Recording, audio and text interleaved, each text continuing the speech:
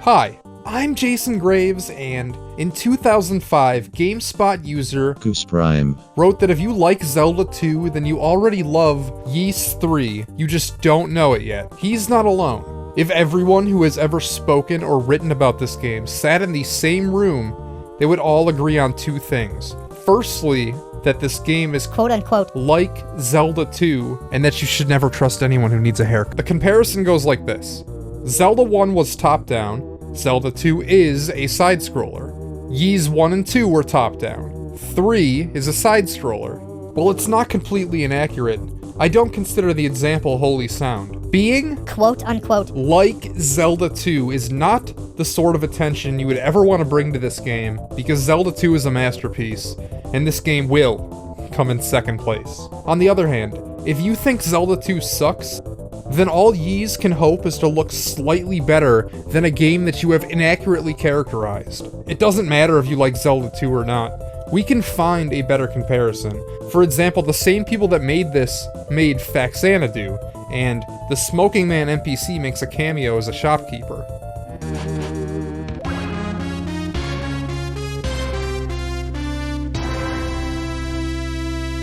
Wonder Boy 3 has a lone main hub town with different linear levels branching off. When you get to the end of a level, a story segment happens, which in this case just means that you transform into a different animal, and a new stage opens up off the hub world. Sometimes you might need to explore to find the next path forward, but once you're on it, the game becomes mostly a straight line. You'll never need a map in Wonder Boy 3. Zelda 2, on the other hand, has a JRPG-style overworld that acts as your hub. But in addition to finding the way into levels, once you're in there, they're complex labyrinths, where if you're not either looking at a map or drawing your own, especially in the later palaces, you're going to get lost. In Ys 3, you have exactly one town that you access every dungeon with. When you're inside a dungeon, it's mostly a straight line.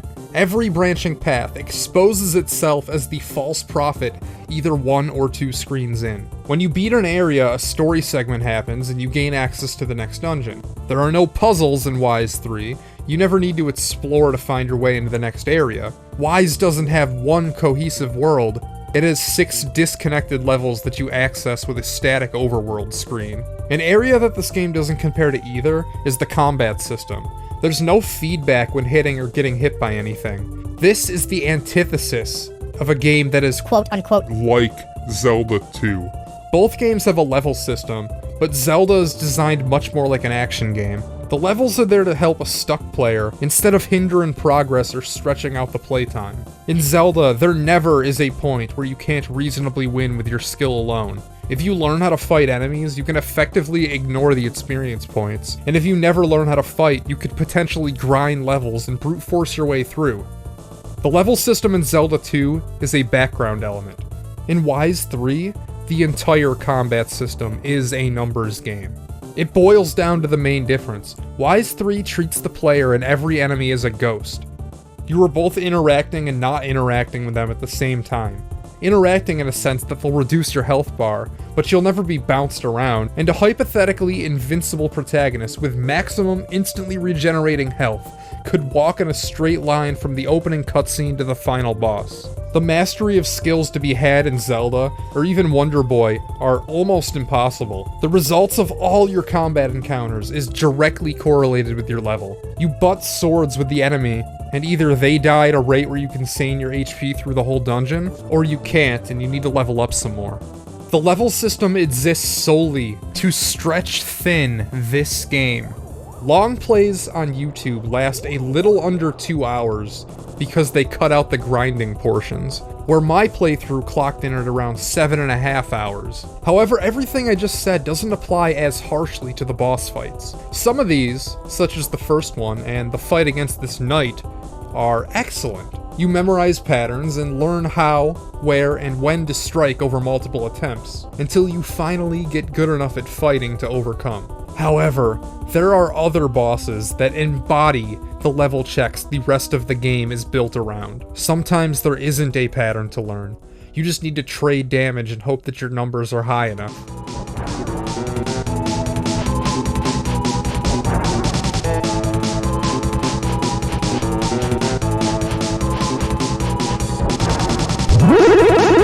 Then there's the final boss, who isn't necessarily tough, but when you die, you need to sit through a lengthy cutscene as a prerequisite to challenging him again. There is no thrill of victory when clearing an area, because the next one instantly makes you feel like a bitch. You can never enjoy your newfound strength. Your victories never savored. The first area will say to you, do you want to be able to kill anything other than these slugs? Then come back here at level 3. This attitude is carried over through the entire game until it tells you, you better come here with that health bar on the bottom completely full. Just like the last game I played, Lagoon, there's a health and an enemy bar, where the entire bar is the maximum health you're capable of in the entire game, instead of scaling to whatever your HP stat is at the moment. The hitboxes can be unfairly amiss in the enemy's favor. That's enough negativity. Let's focus on the stuff that I like. After all, any game that shows you a troll item that costs 50,000 gold in the first 5 minutes is okay with me. Seriously, I bought this item because I had nothing else to spend my money on at the end of the game, and I couldn't even figure out what it was supposed to do. The shrine on RPG Classics was at a loss as well. I had a good laugh that this game has an impossibly expensive item that is essentially worthless, that it dangles in front of you for the entire game. It's a good joke, and I appreciate this type of meta humor. Yes, I'm aware of what the item actually does. You can only have one of each item at a time. This makes the game better because it forces you to plan ahead and not get drunk off your healing consumable. There's a ring system where it will constantly deplete your MP, rendering them ineffective when you run out. You need to pick your spots when using a ring to get the most out of them because you can only reliably recharge your MP back in town. There's a part that could screw you over where you're kicked into a lava pit after an especially trying area. You're already likely low on resources, and when you're down there, there's no way to retreat back into town. Thankfully, the game provides the only spot you can obtain a regenerating healing consumable. This could have been a game ender if you were too low level to fight the monsters down here, and you just happened to save. The healing item allows you to grind out levels. If you're anything like me, you were woefully underpowered for the Gauntlet ahead. It's almost sloppy design that they had to put this down here. It's the only one in the entire game, but I do like the workaround, and I'm thankful that it's there. Although I do like the item system, it does lead to one annoyance. Areas with multiple bosses are a chore because you'll be backtracking out of the dungeon after defeating them to recharge your magic and rebuy the healing item. YS3's translation is by far the best I've seen in this series so far, although that speaks as much to the other translators' incompetence to this one's proficiency. It's a shame you never fight Chester. He's the standoffish rival that you help become one of the good guys. He kicks you into the lava pit and threatens to kill you multiple times, but by the end, he's the one making the heroic sacrifice to save everyone. There aren't a lot of characters, but it's neat to see how your actions change their dialogue. You've got the town, which is a character in and of itself.